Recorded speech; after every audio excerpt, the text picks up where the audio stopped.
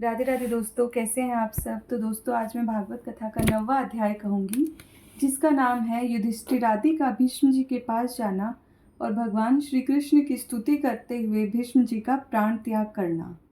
सूत जी कहते हैं, इस प्रकार राजा युधिष्ठिर प्रजाद्रोह से भयभीत हो गए। फिर सब धर्मों का ज्ञान प्राप्त करने की इच्छा से उन्होंने कुरुक्षेत्र की यात्रा की, जहाँ भीष्म पितामह सरशैया पर पड़े हुए थे।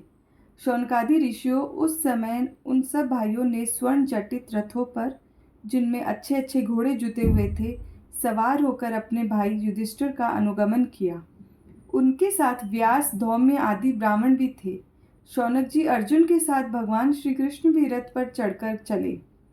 उन सब भाइयों के साथ महाराज युधिष्ठिर की ऐसी शोभा हुई मानो यक्षों से घिरे हुए स्वयं कुबेर ही जा रहे हो। अपने अनुचरों और भगवान श्री कृष्ण के साथ वहां जाकर पांडवों ने देखा कि भीष्म पितामह स्वर्ग से गिरे हुए देवता के समान पृथ्वी पर पड़े हुए हैं। उन लोगों ने उन्हें प्रणाम किया। शौनक जी उसी समय भरतवंशियों के गौरव रूप भीष्म पितामह को देखने के लिए सभी ब्रह्मर्षि, देवर्षि और राजर्षि वहां आए।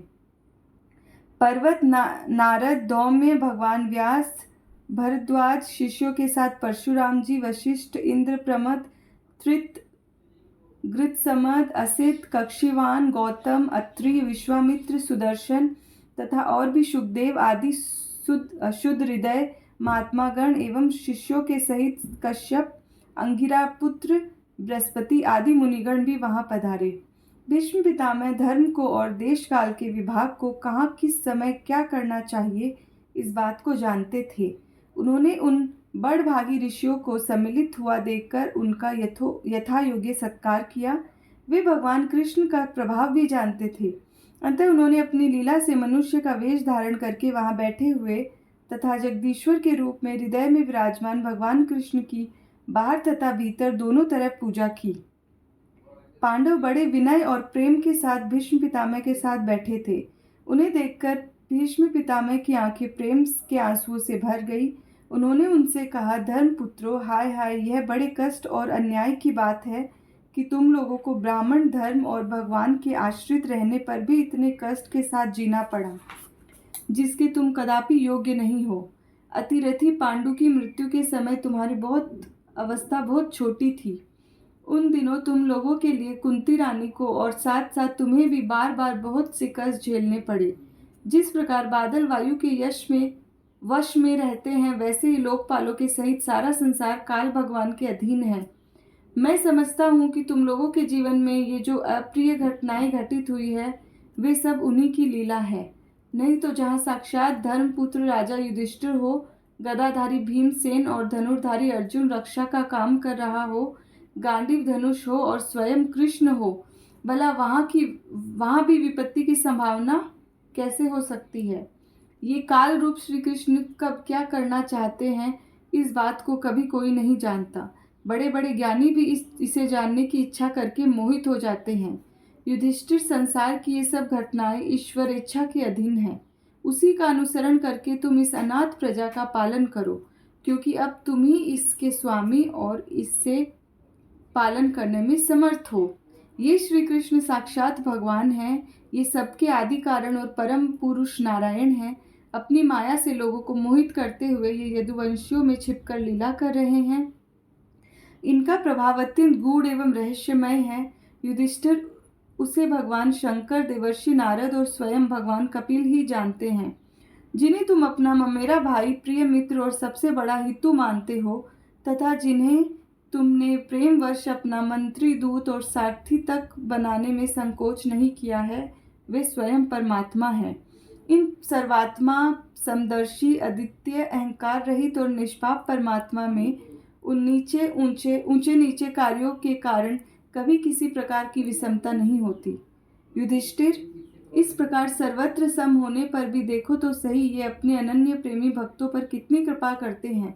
यही कारण है कि ऐसे समय में, जबकि मैं अपने प्राणों का त्याग करने जा रहा हूँ, इन भगवान कृष्ण ने मुझे साक्षात दर्शन दिया है। भगवत परायण योगी पुरुष भक्ति भाव से इनमें अपना मन लगाकर और वाणी से इनके नाम का कीर्तन करते हुए शरीर का त्याग करते हैं और कामनाओं से तथा कर्म के बंधन से छूट जाते हैं। वे ही देवदेव भगवान अपने प्रसन्न हास्य और रक्त कमल के समान अरुण नेत्रों से उल्लसित मुख वाले चतुर्भुज रूप से जिसका और लोगों को केवल ध्यान में दर्शन होता है, तब तक वहीं यहीं स्थित रहकर प्रतिज्ञा करे जब तक मैं इस शरीर का त्याग न कर दूं। सूत जी कहते हैं, युधिष्ठिर ने उनकी यह बात सुनकर सरशैया पर सोए हुए भीष्म पितामह से बहुत से ऋषियों के सामने ही नाना प्रकार के धर्मों के संबंध में अनेकों रहस्य पूछे। तब तत्ववेता भीष्म पितामह ने वर्ण और आश्रम के अनुसार पुरुष के स्वाभाविक धर्म और वैराग्य तथा राग के कारण विभिन्न रूप से बतलाए हुए निवृत्ति और प्रवृत्ति रूप द्विविध धर्म, दान धर्म, राजधर्म, मोक्ष धर्म, स्त्री धर्म और भगवत धर्म, इन सबका अलग अलग संक्षेप और विस्तार से वर्णन किया। शौनक जी, इनके साथ ही धर्म, अर्थ, काम और मोक्ष, इन चारों पुरुषार्थों का तथा इनकी प्राप्ति के साधनों का अनेकों उपाख्यान और इतिहास सुनाते हुए विभागशः वर्णन किया। भीष्म पितामह इस प्रकार धर्म का प्रवचन कर ही रहे थे कि वहां उत्तरायण का समय आ गया, जिसे मृत्यु को अपने अधीन रखने वाले भगवत परायण योगी लोग चाहा करते हैं। उस समय हजारों रथियों के नेता भीष्म पितामह ने वाणी का संयम करके मन को सब ओर से हटाकर अपने सामने स्थित आदि पुरुष भगवान कृष्ण में लगा दिया। भगवान कृष्ण के सुंदर चतुर्भुज विग्रह पर उस समय पीताम्बर फहरा रहा था। भीष्म जी की आंखें उसी पर एकटक लग गई। उनको शस्त्रों की चोट से जो पीड़ा हो रही थी, वह तो भगवान के दर्शन मात्र से ही तुरंत दूर हो गई तथा भगवान की विशुद्ध धारणा से उनके जो कुछ अशुभ शेष थे, वे सभी नष्ट हो गए। अब शरीर छोड़ने के समय उन्होंने अपनी समस्त इंद्रियों के वृत्ति विलास को रोक दिया और बड़े प्रेम से भगवान की स्तुति की। भीष्म जी ने कहा, अब मृत्यु के समय मैं अपनी यह बुद्धि, जो अनेक प्रकार के साधनों का अनुष्ठान करने से अत्यंत शुद्ध एवं कामना रहित हो गई है, यदुवन शिरोमणि अनंत भगवान श्री कृष्ण के चरणों में समर्पित करता हूँ, जो सदा सर्वदा अपने आनंदमय स्वरूप में स्थित रहते हुए भी कभी विहार करने की, लीला करने की इच्छा से प्रकृति को स्वीकार कर लेते हैं, जिससे यह सृष्टि परंपरा चलती है, जिनका शरीर त्रिभुवन सुंदर एवं श्याम तमाल के समान सांवला है, जिस पर सूर्य रश्मियों के समान श्रेष्ठ पीताम्बर लहराता रहता है और कमल सदृश मुख पर घुंघराली अलके लटकती रहती है, उन अर्जुन सखा श्री कृष्ण से मेरी निष्कपट प्रीति हो। मुझे युद्ध के समय की उनकी वह विलक्षण छवि याद आती है। उनके मुख पर लहराते हुए घुंघराले बाल घोड़ों की टाप की धूल से मटमैले हो गए थे और पसीने की छोटी छोटी बूंदें शोभायमान हो रही थी। मैं अपने तीखे वाणों से उनकी त्वचा को बींध रहा था। उन सुंदर कवच मंडित भगवान श्री कृष्ण के प्रति मेरा शरीर, अंतःकरण और आत्मा समर्पित हो जाए। अपने मित्र अर्जुन की बात सुनकर, जो तुरंत ही पांडव सेना और कौरव सेना के बीच में अपना रथ ले आए और वहां स्थित होकर जिन्होंने अपनी दृष्टि से ही शत्रु पक्ष के सैनिकों की आयु छीन ली, उन पार्थ सखा भगवान कृष्ण में मेरी परम प्रीति हो।